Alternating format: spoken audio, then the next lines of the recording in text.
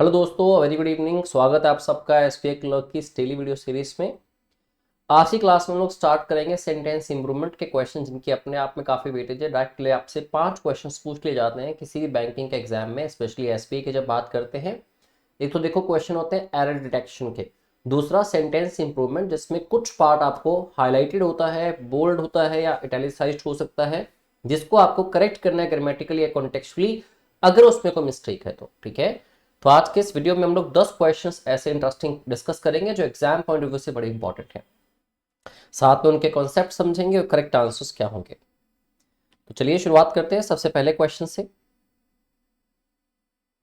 So the first question is economic policies formulated by the IAS officers, जिनको IAS officers ने बनाया है economic policies को, आज जनरली या जो बनाते हैं वो जनरली क्या होती हैं, above the power of comprehension of most of the ministers. Ministers की समझ से बाहर होती हैं जनरली वो। ठीक है, तो ये कहना चाहता है, क्योंकि कॉम्प्रिहेंशन का मतलब क्या होता है, अंडरस्टैंडिंग। ठीक है, किसी की समझ। अब उनकी समझ से अक्सर ये बाहर होती हैं, तो कॉम्प्रिहेंशन ऑफ, अंडरस्टैंडिंग ऑफ अगर मैं कहता हूं तो उनकी अंडरस्टैंडिंग, यहां पे देखेंगे अगर आप तो ओ डबल एफ लिखा है। देखो प्रेपोजिशन के यूसेज को आप समझिए। एक होता है ऑफ, ऑफ सिंगल एफ के साथ, एक होता है ऑफ डबल एफ के साथ। ठीक है, इसको हम यूज करते हैं सेपरेशन के लिए, जब भी दो ऑब्जेक्ट आपस में सेपरेट होते हैं। ठीक है, if I say I wiped the sweat off my forehead, तो इसमें स्वेट को अपने फोरहेड से अलग करने की बात कर रहा हूं मैं। ठीक है, जैसे कि हम यूज करते हैं टेक ऑफ करना, प्लेन का टेक ऑफ करना मतलब उसका लैंड से सेपरेट हो जाना। ठीक है, तो ओ डबल एफ हमेशा सेपरेशन के लिए यूज करते हैं। जब बात होती है ऑफ की सिंगल एफ के साथ, इसको हम पोजेशन के लिए शो करते हैं। पोजेशन के लिए यूज करते हैं इस प्रेपोजिशन को, जिसका मतलब का, की या के हो सकता है।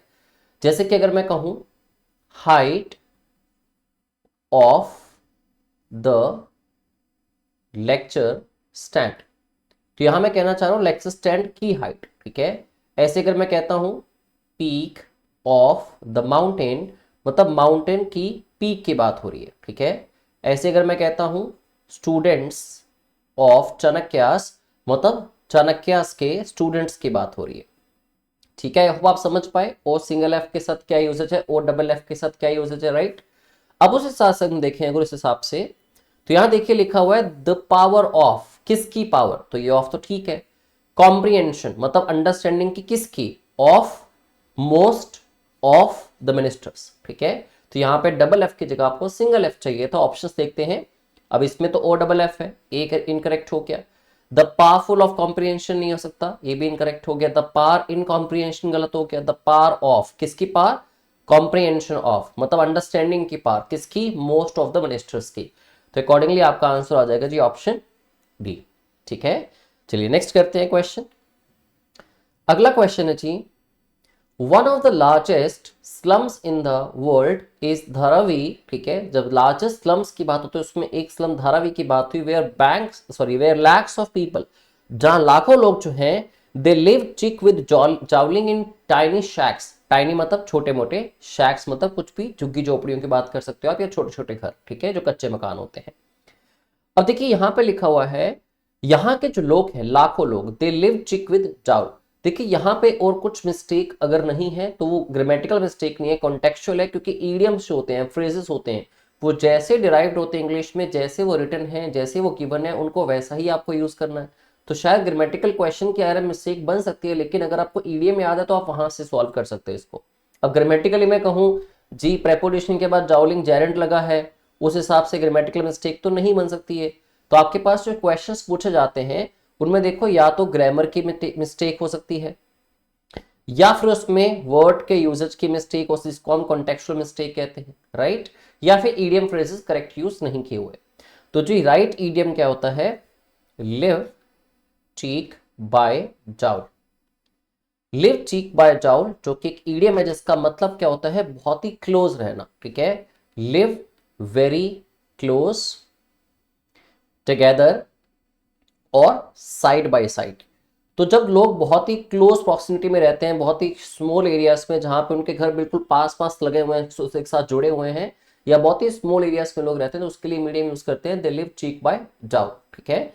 अब इसमें आपको देखना था, यहाँ लिखा है live cheek with joule, with नहीं हो सकता, लिव चीक बाय जाउल होगा लेकिन जाउलिंग नहीं होगा, live cheek by jowl in, lives चीक। अब देखो ग्रामेटिकल मिस्टेक कैसे हो सकती थी, यहां बात किसकी हुई, लैक्स ऑफ पीपल की, तो आपके सेंटेंस का सब्जेक्ट कैसा है जी, प्लूरल है, तो आपको वर्ब भी कैसे यूज करनी है, प्लूरल, जिसके साथ एस और एस नहीं होना चाहिए, तो लिव्स तो एस वाली वर्ब सिंगुलर होती है, इसलिए ऑप्शन बी गलत हुआ और आप क्या लगाएंगे, option C correct answer, live cheek by jowl in tiny shacks, ठीक है। तो ईडियम को आपको याद रखना है, live cheek by jowl, okay. I hope ये क्वेश्चन आपको समझ आया। तीसरा क्वेश्चन करते हैं जी, भगवत गीता की बात हुई, the Bhagavad Gita tells us how not to get, तो हमें बताती है कि इस तरह से हमें not to get to caught up in temporary affairs, हमें इन अफेयर्स में नहीं फंसना है ज्यादा, ठीक है। अब दोस्तों यहां पे वर्ड जैसे यूज हुआ, to caught up in temporary affairs, अब टेम्पररी क्या होते हैं, जो इंटेरिम होते हैं, शॉर्ट लिव्ड होते हैं। वैसे तो कॉन्टेक्चुअली भी इसका मीनिंग अगर हम अंडरस्टैंड करते हैं तो टेम्पररी अफेयर्स के साथ दूर रहने की बात क्यों हो रही है, ऐसे तो हम टेम्पररी जॉब्स करते हैं, टेम्पररी एक्शंस करते हैं, टेम्पररी हम कहीं पे रहते हैं, ठीक है। तो इसमें तो भागवत गीता कुछ मैसेज नहीं देना चाह रही है हमें, या मैसेज ये कॉन्ट्रैक्ट कर रहा है या फिर ये रेलिवेंट नहीं है। अब थोड़ा ग्रामेटिकली देखते हैं, थोड़ा वर्ड का यूसेज देखते हैं। पहले ऑप्शन देखिए आप, यहां लिखा है देखो टेम्पररी अफेयर्स, यहां लिखा है टेम्पोरल अफेयर्स, यहां पे लिखा है टेम्पररी अफेयर्स, यहां पे फिर लिखा है टेम्पोरल अफेयर्स, ठीक है। तो आप देखें तो एक वर्ड टेम्पररी के साथ साथ टेम्पोरल की भी बात हुई। अब टेम्पररी होता है जो शॉर्ट लिव्ड होता है, ठीक है, जिसको एफिमेरल कह सकते हो आप लोग, या शॉर्ट लिव्ड या इंटरिम कह सकते हो। लेकिन जो वर्ड टेम्पोरल है, टेम्पोरल का मतलब क्या होता है, रिलेटेड, जैसे आप पूरा सेंटेंस पढ़ेंगे तो भागवत गीता हमें कहती है कि हमें कॉट अप नहीं होना, मतलब जो रियलिस्टिक वर्ल्ड, जो मेटेरियलिस्टिक वर्ल्ड है उसकी बात हुई यहाँ पे, जिसमें बिल्कुल भी स्पिरिचुअलिटी की कोई बात ही ना हो, ठीक है। तो टेम्पोरल क्या होता है, related to materialistic world without any inclusion of what, spirituality, जहां पे स्पिरिचुअलिटी की बात ही ना हो। अब जब भी भगवान की बात आए या भागवत गीता की बात आए या कुछ उपदेशों की बात आए तो हमें वो कहना ही चाहते हैं कि आपको मेटलिस्टिक वर्ल्ड में बहुत फंसना नहीं है, ठीक है, आपको स्पिरिचुअलिटी की तरफ भी ध्यान देना है, स्पेशली जब हम बात करते हैं अपने हिंदुज्म की। तो यहाँ पे अगर मैं ग्रामर पे जाऊं तो गेट के साथ आपको पता होना चाहिए, जब गेट की बात होती है, गेट की सेकेंड फॉर्म गॉट लगी हो, चाहे थर्ड फॉर्म गॉट लगी हो, चाहे लिखा हो गेटिंग, चाहे लिखा हो गेट्स, ठीक है। इसके बाद हमेशा आपको वर्ब की थर्ड फॉर्म यूज करनी होती है अगर वर्ब गिवन हो तो, एक्चुअली वो पास्ट पार्टिसिपल होता है कि एडजेक्टिव का काम करता है, ठीक है। तो आना तो कैच की थर्ड फॉर्म कॉट ही चाहिए यहाँ पे, तो कैचिंग गलत हो गया, caught up in temporal fairs, caught up with temporary affairs तो हो ही नहीं सकता, ठीक है। कैचिंग अप, यहाँ पे फिर से कैचिंग लिखा है, तो वर्ड पहली बात तो टेम्पररी नहीं आएगा, वर्ड आएगा टेम्पोरल। अब उसमें भी देखें तो गेट के बाद क्या है, वर्ब की थर्ड फॉर्म आनी चाहिए, तो आईएनजी फॉर्म नहीं आ सकती, डी ऑप्शन गलत हो गया। ई के ऑप्शन आपके पास करेक्ट बचता है option B, do not get caught up in, मतलब फंसो मत किस में ज्यादा, टेम्पोरल अफेयर्स के अंदर, ऐसा हमें भागवत गीता कहती है कि इस चीज से हमें दूर रहना चाहिए, ठीक है। तो ऑप्शन बी आपका इस क्वेश्चन का करेक्ट आंसर हो जाता है, ठीक है। इन चीजों का ध्यान रखिए, जो मैंने आपको अभी कहा कि जैसे हम देखते हैं कि जब हम हेल्पिंग वर्ब्स देखते हैं, हैज, हैव या फिर हैड, अगर उसके जस्ट बाद एक वर्ब को यूज किया गया तो हम हमेशा माइंड में रखते हैं कि वर्ब की थर्ड फॉर्म होनी चाहिए, ठीक है। ऐसे आप गेट को भी याद रखिए, गेट के साथ भी अगर एक वर्ब यूज हुई है तो that also has to be third form of verb, ठीक है, जिसको पास्ट पार्टिसिपल हम कहते हैं, बट आप इस तरह से याद रखेंगे, आपके लिए याद रखना आसान होगा, ठीक है। और जैसे हम ये देखते हैं कि जब डू, डस या फिर डिड के बाद एक वर्ब यूज हो जिसमें do, does, did helping verbs बन जाती हैं, तो ये वर्ब होनी चाहिए हमेशा फर्स्ट फॉर्म ऑफ वर्ब, ठीक है, ये फर्स्ट के अलावा कोई नहीं हो सकती। ऐसी बेसिक्स की बात करें, जब बात होती है मॉडल वर्ब्स की, अब मॉडल वर्ब के बाद जायज सी बात है कि एक मेन वर्ब आएगी, क्योंकि मॉडल वर्ब तो ऑक्सिलरी हेल्पिंग वर्ब्स होती हैं, तो ये वर्ब भी हमेशा वर्ब की फर्स्ट फॉर्म होनी चाहिए, फर्स्ट की जगह कोई नहीं हो सकती, ठीक है। तो इन चीजों का भी ध्यान रखिए, और साथ में वर्ड टेम्पररी या टेम्पोरल का मीनिंग भी आपको पता होना चाहिए, ठीक है। करते हैं अगला question, certain offenders go to the church, जो ऑफेंड करते हैं बाकियों को, ज्यादातर जो लोग होते हैं वो चर्च जाते हैं रेगुलरली, जैसे गंगा स्नान करने जाते हैं लोग पाप करने के बाद अपने, तो चर्च जाते हैं रेगुलरली क्या करने के लिए, get something on to their chest, अपने चेस्ट पे कुछ रखवाने के लिए, इसका मतलब ये हुआ in the confession room, confession room के अंदर तो लोग कन्फेस करते हैं अपनी गलतियों को ताकि अपना वो दिल जो है हल्का कर सके, ठीक है, या अपने जो पाप है उनकी बात करके उससे छुटकारा ले सके, मतलब बेसिकली दिल हल्का करना होता है अपना। ओनली टू कमिट, सिर्फ किस लिए, only to commit their next mistake, अगली मिस्टेक करने से पहले। नाउ आपके पास ऑप्शंस क्या हैं, get something off their chest, कि अपनी चेस्ट से कोई पर्टिकुलर चीज हटाने के लिए, समथिंग का मतलब तो कोई पर्टिकुलर चीज हुई। Get things on to their chest, अपनी चेस्ट पे चीजें और रखवाने चले जाते, या फिर get things off their chest, अपनी जो दिल के अंदर चीजें, दिल का जो भार है, चीजें जो है उनके माइंड में जो विचार हैं, जो भी बातें हैं बोल के वो सारी चीजें बाहर निकालना चाहते हैं। हम पीछे डिस्कस भी किया था, ऑफ मीन्स सेपरेशन, इसलिए हम गेट ऑफ यूज कर रहे हैं यहाँ पे। Gate something off their chest, अब आपको दो ऑप्शंस में देखना है, देखो एक लिखा है get something off their chest, एक लिखा है get things off their chest, ठीक है, इसमें लिखा है get something off their chest. अब इसमें ऑन टू है, ऑन टू वाला ऑप्शन तो नहीं आ पाएगा। अब get things off their chest, अब get things off their chest मतलब चीजें जो भी माइंड में है वो बोलना चाहते हैं। Get something off their chest, C और डी में देखिए तो फर्क क्या है, दोनों जगह लगा तो ऑफ है। अब ए ऑप्शन में gate something off their chest है, अब इसमें क्या है, get something off their chest है। दोनों ऑप्शन सिमिलर है तो वैसे निकल जाएंगी। आपको सिंपली किसमें बात करनी है, समथिंग की जब आप बात करेंगे तो कोई सी पर्टिकुलर स्पेसिफिक चीज की बात हो रही है, लेकिन हम कहना चाहते हैं अपने दिल को हल्का करना, मतलब जो बातें हैं वो बातें दिल से बाहर निकाल देना, ठीक है, या फिर वहां पे कन्फेशन करना, कन्फेस करना, तो इसमें आप समथिंग की जगह पे वर्ड यूज करेंगे गेट थिंग्स, तो gate things off their chest, तो अपने दिल का भार हल्का करने के लिए जाते हैं वो लोग, get things off their chest, जिसके लिए हमारे पास ऑप्शन कौन सा है correct, get things off their chest, option C हो गया जहाज, ठीक है। इसमें लिखा था get something on to their chest, something को आप यूज नहीं करोगे बिकॉज किसी एक पर्टिकुलर चीज की बात हो रही है, यहाँ पे कोई एक चीज की बात हो रही है, ठीक है, तो समथिंग का मतलब होता है जो नॉन लिविंग कोई ऑब्जेक्ट हो उसके लिए यूज करना है। बट थिंग्स जब हम बात करते हो, थिंग्स का मतलब बातें भी हो सकती हैं, चीजें भी हो सकती हैं, ठीक है, जो भी उनके विचार हैं वो भी हो सकते हैं। दोस्तों अगला क्वेश्चन है, much of the religious tension, मतलब जो धर्म से जुड़ी टेंशन है उसमें से ज्यादातर टेंशन जो है in the country is due to, वो किस वजह से है, फेक न्यूज, जो झूठी खबरें होती हैं, that gets away via social media. अब देखिए यहाँ पे फ्रेजल वर्ब गेट अवे का यूज किया गया, गेट अवे का मतलब होता है किसी चीज से एस्केप करना, ठीक है, अगर मैं कहता हूं थीफ गॉट अवे मतलब वो भाग निकला वहां से, ठीक है। अब हम बात करना चाह रहे हैं कहीं ना कहीं आप कॉन्टेक्स्चुअल मीनिंग में समझे तो चीजें जो फेक न्यूज है फटाफट से फैल जाती है हर जगह पे, उसकी वजह से ज्यादा टेंशन बनी हुई है, ठीक है। यहां लिखा है fake news that got away, ये तो पास्ट हो गया, यहां तो बात प्रेजेंट की हो रही थी, इज ड्यू टू, तो ये ऑप्शन फर्स्ट निकल गया। Fake news that gets about, अब इतना आपको पता होना चाहिए कि न्यूज एक अनकाउंटेबल नाउन है तो वर्ब सिंगुलर गेट्स आएगी, ये ऑप्शन करेक्ट हो सकता है। आगे लिखा है fake news that gets up, get up तो मतलब उठना होता है, ठीक है, तो ऑप्शन सी गलत हो गया।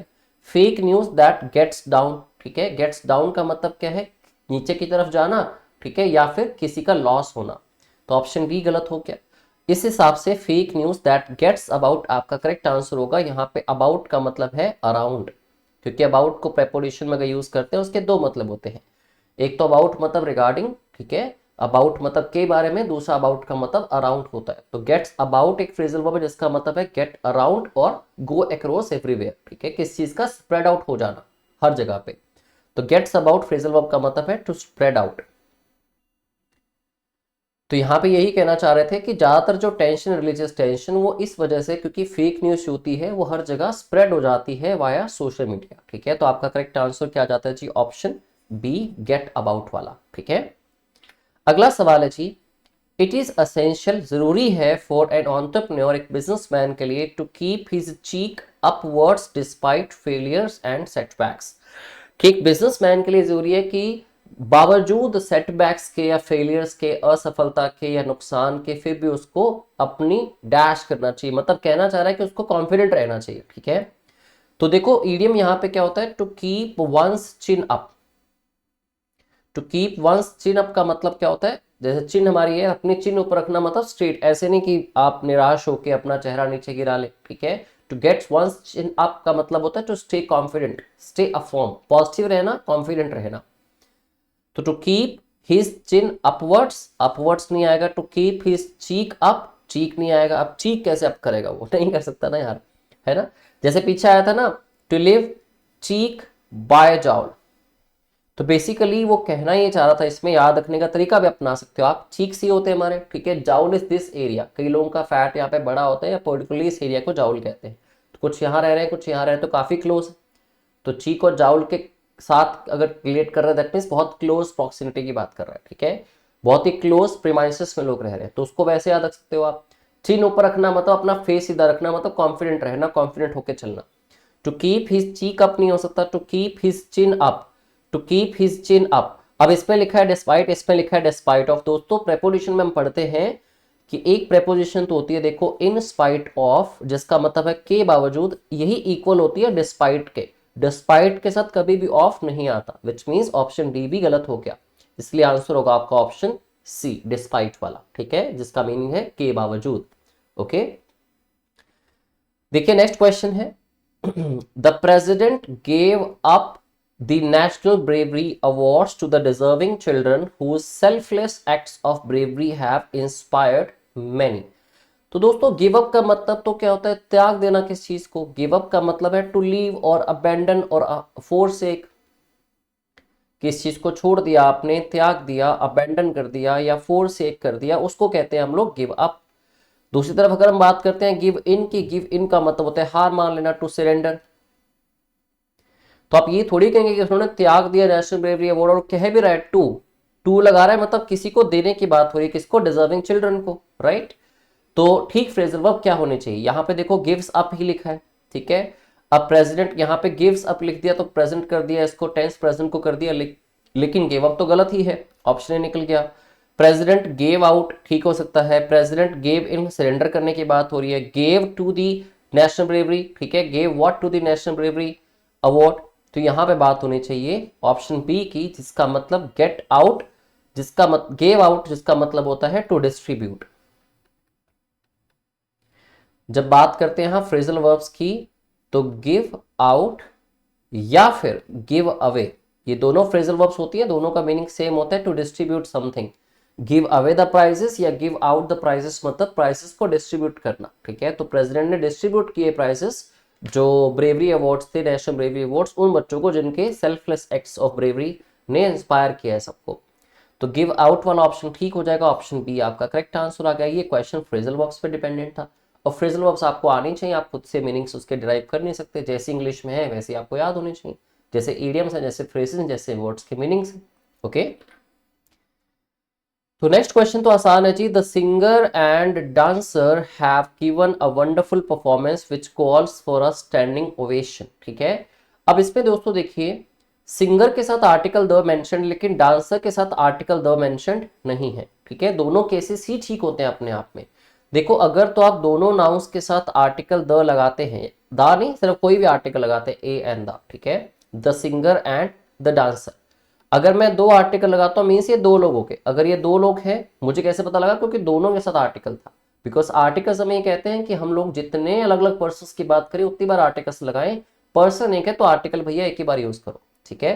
तो हमें यहां से पता लगता है क्योंकि इसके साथ आर्टिकल नहीं है, दैट मीन्स ये इंसान एक ही है, जो सिंगर भी और साथ में डांसर भी है, ठीक है। तो इसका आपको आर्टिकल से पता लगता है कि एक ही पर्सन है। अगर पर्सन एक है तो वो कैसी होनी चाहिए, सिंगुलर होनी चाहिए, हैज। तो द सिंगर एंड डांसर्स, इसने प्लूरल कर दिया, the singers and dancer have अभी भी लगा हुआ है, the singer and dancer has, ठीक है। तो जो सिंगर और डांसर दोनों ही है बंदा, has given a wonderful performance, ठीक है।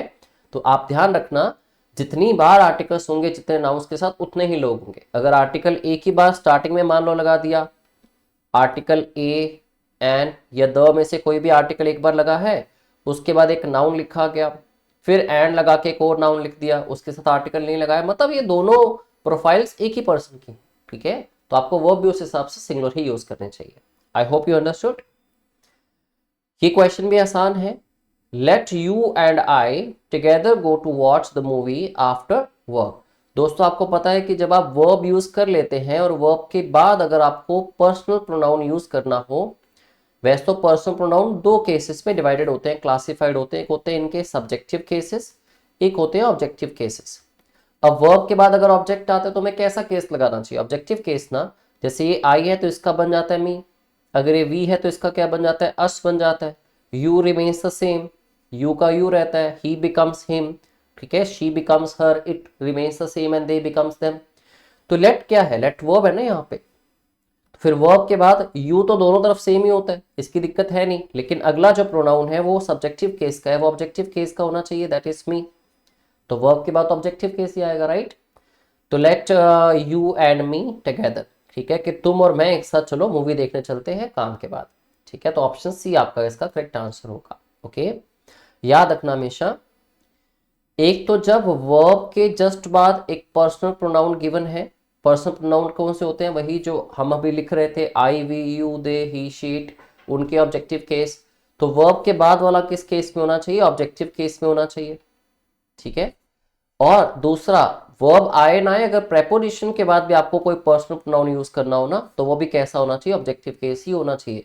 जैसे कि मान लो मैं लिखता हूं अकॉर्डिंग टू, तो अकॉर्डिंग टू क्या है, प्रेपोजिशन, अगर इसके बाद प्रोनाउन आएगा तो वो ऑब्जेक्टिव केस का होगा, जैसे according to me, according to him, according to her, according to us, सारे ऑब्जेक्टिव केस के होने चाहिए।